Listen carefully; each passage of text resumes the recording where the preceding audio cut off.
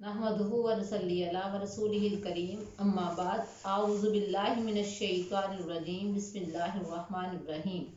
मुअज़्ज़िज़ सामीन, आज हम सूरह बकरा की आयत नंबर 120 से आगाज़ करते हैं। तो शुरू करते हैं अल्लाह का नाम लेकर। आऊज़ु बिल्लाहि मिनश शैतानिर रजीम बिस्मिल्लाहिर रहमानिर रहीम।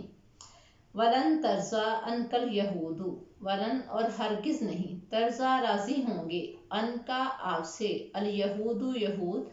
वला और ना, नसारा नसारा या ईसाई। वलन तरज़ा अनकल यहूदु वलन नसारा, और आपसे यहूदी या ईसाई कभी भी राज़ी नहीं होंगे। वलन तरज़ा और हरगिज़ नहीं राज़ी होंगे, अनका आपसे, अल यहूदु यहूद, वलन नसारा और ना नसारा, हत्ता जब तक के या यहाँ तक के, तत्तबिया आप पैरवी करें, मिल्लतहुम उनके दीन की, हत्ता तत्तबिया मिल्लतहुम यहाँ तक कि आप उनके दीन की पैरवी करें। कुल कह दीजिए, इन्ना बेशक, हुदल्लाही हुदा हदायत, अल्लाही अल्लाह ताला की, हुआ वही, अल हुदा हदायत है। कुल इन्ना हुदल्लाही हुवल हुदा, तो फरमा दो कि अल्लाह की ही हदायत वही हदायत है। वाह और ला इन जरूर अगर, तबाता आपने पैरवी की, अहवा ख्वाहिशात हम उनकी, वला इन तबाता अहवा और अगर आपने उनकी ख्वाहिशात की पैरवी की, बाद अल्लज़ी बाता बाद अल्लज़ी वो चीज़, जा आका के आया है आपके पास, मिन से अल इल्मी इल्म, बाद अल्लज़ी जाका मिनल इल्मी इसके बाद के आपके पास इल्म आ चुका है। माला का नहीं होगा तेरे लिए, मिनल्लाही अल्लाह की तरफ से, मिन से वलीहिन कोई दोस्त, वला और ना नसीर कोई मददगार। माला का मिनल्लाही मिन वलीहिन वला नसीर, तो आपके लिए अल्लाह के अलावा ना कोई दोस्त होगा और ना कोई मददगार। फिर देखें, वलन तरज़ा अनकल यहूदु वलन नसारा, और आपसे यहूद और नसारा हरगिज़ राज़ी नहीं होंगे, हत्ता तत्तबिया मिल्लतहुम यहाँ तक कि आप उनके दीन की पैरवी करें। कुल इन्ना हुदल्लाही हुवल हुदा, तो ए पैगंबर इनको फरमा दो कि बेशक अल्लाह की हदायत वही हदायत है।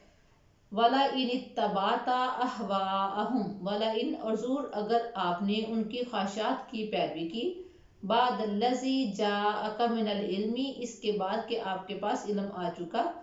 माला का नहीं होगा आपके लिए, मिनल्लाही अल्लाह के अलावा, मिन वलीय्यिम वला नसीर कोई दोस्त और ना कोई मददगार। इस आयत मुबारक में अल्लाह ताला आप सल्लल्लाहु अलैहि वसल्लम के ज़रिए तमाम लोगों को, तमाम उम्मत मुसलमान को एक पैगाम दे रहे हैं कि यहूद और नसारा आपसे कभी भी खुश नहीं हो सकते। उनको खुश करने के चक्कर में अपने दीन से दूर ना हटो, उनकी खैर ख्वाही करने की बजाय अपनी खैर ख्वाही करो, और अपनी खैर ख्वाही यही है कि जो अल्लाह के अहकामात हैं, जो अल्लाह के पैगंबर के अहकामात हैं, उनकी पैरवी करो, उनकी ख्वाहिशात की पैरवी ना करो, यहूद और नसारा की ख्वाहिशात की पैरवी ना करो, क्योंकि जब तुम उनकी ख्वाहिशात की पैरवी करोगे तो वो तुमसे खुश हो जाएंगे, लेकिन उनकी ख्वाहिशात की पैरवी करने से तुम दीन से दूर हो जाओगे, और जो शख्स दीन से दूर हो जाता है तो वो अल्लाह ताला से उसे कोई नहीं बचा सकता, क्योंकि ना तो अल्लाह ताला उसका दोस्त बन सकता है, ना उसका मददगार बन सकता है। लिहाजा ज़िंदगी गुजारने का बेहतरीन तरीका, जो बेहतरीन असूल अल्लाह ताला ने फरमाया है कि यहूद और नसारा की इस्लाह करने की बजाय, उनको दावत तो दे सकते हैं दीन की तरफ, लेकिन उनकी ख्वाहिशात की पैरवी करने की बजाय अगर हम अल्लाह के दीन की अहकामात की पैरवी करते हैं, अपनी ज़ात की इस्लाह करते हैं, तो इसी में हमारी कामयाबी है। उनकी ख्वाहिशात को उनके पीछे चलने से या उनकी बातों को मानने से हम दीन से दूर हो जाएंगे, और ये बात अल्लाह ताला को किसी तौर पे भी पसंद नहीं है। अगली आयत देखें, अल्लज़ीना वो लोग, आतैनाहुमुल किताब, आतैनाहुम हमने दी उनको, अल किताबा किताब, अल्लज़ीना आतैनाहुमुल किताबा वो लोग जिनको हमने किताब दी है, यतलूनहु वो उसको पढ़ते हैं, हक्का तिलावतिही जिस तरह की उसकी तिलावत का या उसको पढ़ने का हक है। उलाइका यही वो लोग, युमिनूना वो ईमान रखते हैं, बिही इसके साथ, ومن اور جو کوئی یکفر منکر ہوتا ہے یا کفر کرتا ہے بھی اس کا فاولئک پس یہی لوگ ہم وہی الخاسرون خسارہ پانے والے ہیں۔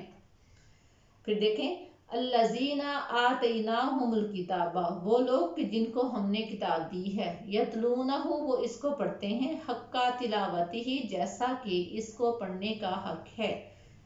اولئک یؤمنون بہ یہ لوگ اس پر ایمان لاتے ہیں،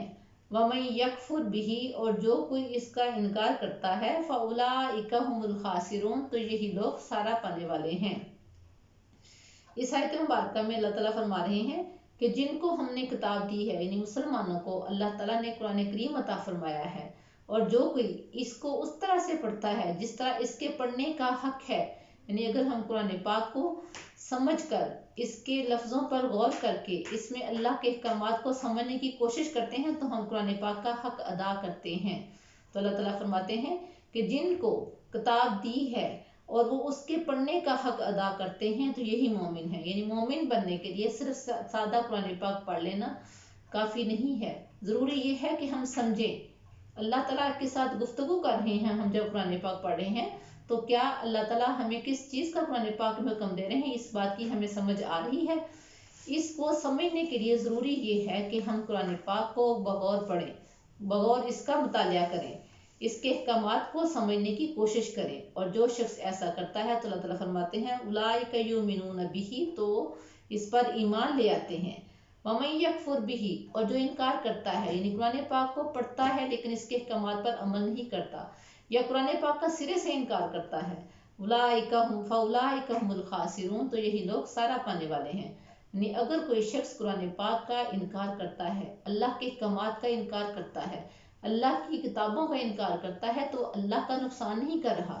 وہ اپنا نقصان کر رہا ہے، اس کی دنیا بھی خسارے میں ہے اور اس کی آخرت بھی خسارے میں ہے۔ اللہ تعالیٰ فرما رہے فاولئک هم الخاسرون یہی لوگ خسارہ پانے والے ہیں، نقصان اٹھانے والے ہیں، دنیا میں اگر وقتی طور پر کامیابی بھی ہے لیکن ابدی زندگی جو قیامت کے بعد شروع ہوگی اس میں ان کے لیے نقصان ہی نقصان ہے، خسارہ ہی خسارہ ہے۔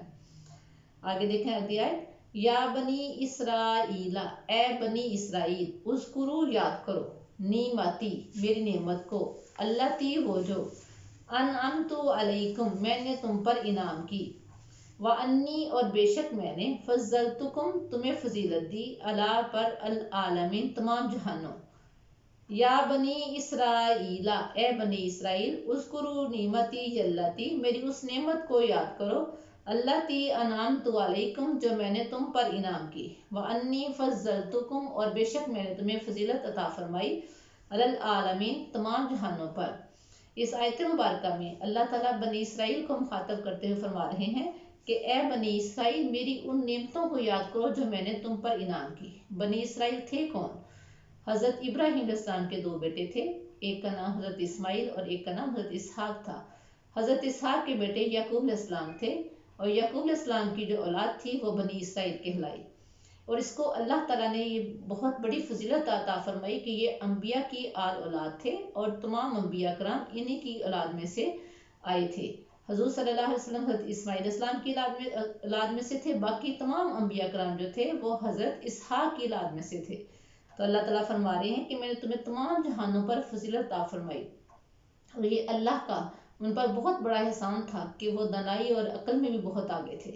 اللہ تعالیٰ نے ان کو تمام جہانوں پر فضیلت عطا فرمائی، تو اللہ تعالیٰ فرما رہے ہیں کہ اس میرے احسان کو، اس میری نعمت کو یاد کرو کہ میں نے تمہیں تمام جہانوں پر فضیلت عطا فرمائی ہے۔ انبیاء کی اولاد ہو، تم میں انبیاء ہیں، لہٰذا یہ اللہ تعالیٰ کا تم پر احسان ہے اور اس فضیلت کو یاد کرو۔ آگے ہم حضرت ابراہیم علیہ السلام کا واقعہ پڑھیں گے۔ میں جیسے بھی بتایا ہے کہ حضرت ابراہیم علیہ السلام کے دو بیٹے تھے، حضرت اسحاق اور حضرت اسماعیل۔